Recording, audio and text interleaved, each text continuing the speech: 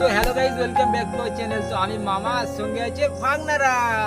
তো ভাগনারা আজকে আমাদের কিন্তু ভারতবর্ষের রথ উদযাপন, তো সারা পৃথিবী জুড়ে আমাদের কিন্তু রথ উদযাপন হচ্ছে। সব দেশে কিন্তু রথ উদযাপন হচ্ছে। তো আজকে একটা ভীষণ ভীষণ শুভ দিন। আর এই শুভ দিনে আমাদের কি করতে হবে? রথ টানতে হবে। হ্যাঁ, এই শুভ দিনে যে যার মনস্কামনা আছে সেই মনস্কামনা নিয়ে রথ টানলে কিন্তু পূরণ হয়ে যাবে। আর আজকে রথযাত্রার দিনকে আপনারা সবাই ভালোভাবে থাকবেন, ঠিক আছে? কিন্তু ওটা কোনো রকম কাজ করবেন না, যে কাজ করলে অশান্তি হবে সেই কাজ মোটে করবেন না, ঠিক আছে?